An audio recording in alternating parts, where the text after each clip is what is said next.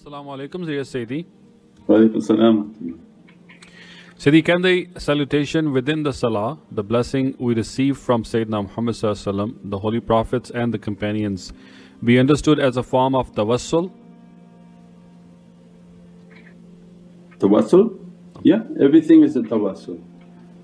Means seek a means. Allah says, seek a means, an approach. Means what? How are you going to get blessings? When we say that Prophet is going to send durood al-sharif upon you, salawat upon you, lights upon you, blessings upon you, then these no mind people say, there's no tabarak, and literally they say barakallah fi, means blessing upon you by.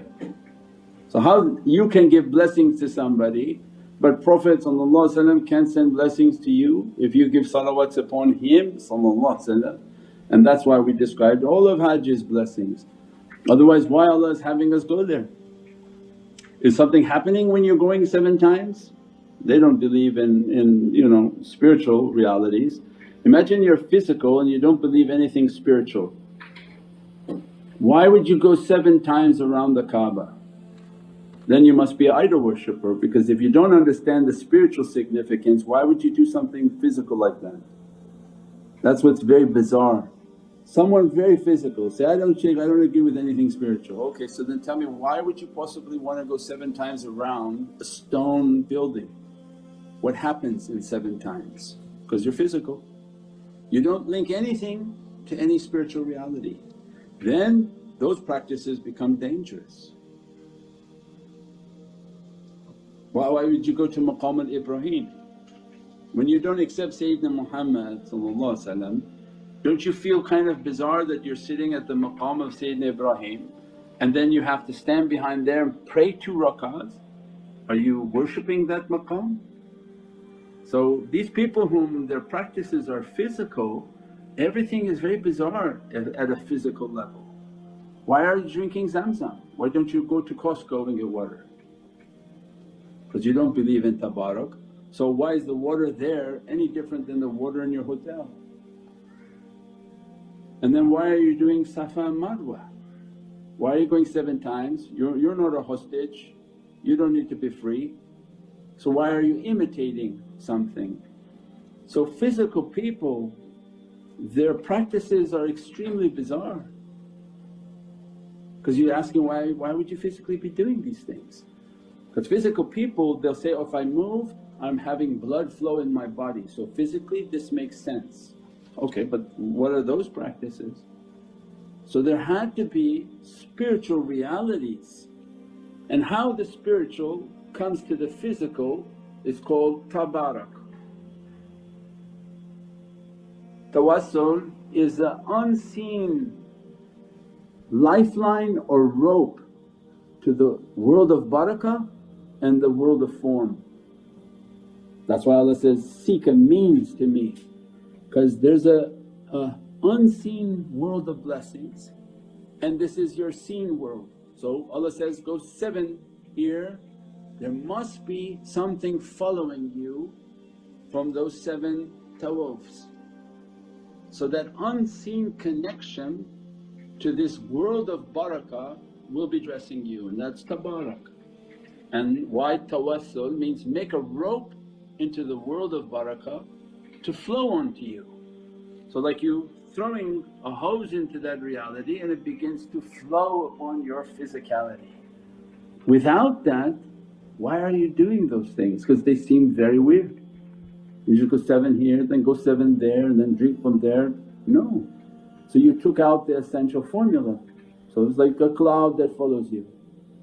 And this rope that reaches to you, flowing realities from that unseen world of barakah flowing upon you, this is tabarak. And tawassul means seek a way unto receive that tabarak for you. And that was the whole of Hajj. You go 7 times, why? Because Allah going to dress you with immense realities on each of the tawafs. You don't see it, don't veil yourself as if you forgot. Something is happening. Why do you go to the maqam of Sayyidina Ibrahim? Is to get the blessings from Sayyidina Ibrahim. He's the father of this whole faith ritual of what we described. Why do you go to the Zamzam? Because it's a fountain that connects you to the Kawthar. And what's happening on the 7 movements of Safa and Marwa? These are the 7 springs of reality within the heart and soul of every insan. That each time we're moving we're asking from those realities open, so that the 7th means our journey is that we hit the spring and the success of the Kawthar begins to dress the servant's soul in upon their physicality, in which they become Kawthari. So our life is Safa and Marwa. Continue to struggle in Allah's way, say, oh it's tough, this tough, whatever it is, whether you're doing khidmat, service, whether you're serving the tariqah, whether you're doing whatever you do, that is your Safa and Marwa. Until the day you're so tired, I'm doing this for so long, you hit the ground and Allah open for you a Kawthar through your soul and you become Zamzami. You know when the shaykhs would come they would say, the shaykhs are Zamzami, means they're fountains of the Kawthar. Because all their life is Safa and Marwa, go here come back, go here come back, go this issue, you haven't been here for a long time. So well then you travel, why I have to travel to you? You should get on a plane and come and see your shaykh, why I have to travel to you? So all their life they move back and forth, Safa Marwa, Safa Marwa, Safa Marwa. Why? And Allah made them Zamzami. This is our whole life. So the Hajj is every day, every piece of the Hajj is for us to take its barakah and its blessings. But imagine the poor people who left spirituality, their practices seem very bizarre to me. I don't know how even they explain it. Or they have, what is it called? Selective barakah. They pick and choose when they say is barakah. Of Hajj, yeah 7 tawaf is barakah, oh that's barakah. Maqam Sayyidina Ibrahim, yeah that's barakah, that's barakah. Then they say Madina, so no, why are you going to Madina? It's a selective barakah. This is not the case. So we have to understand, we have to seek a way for that blessing to flow onto us inshaAllah.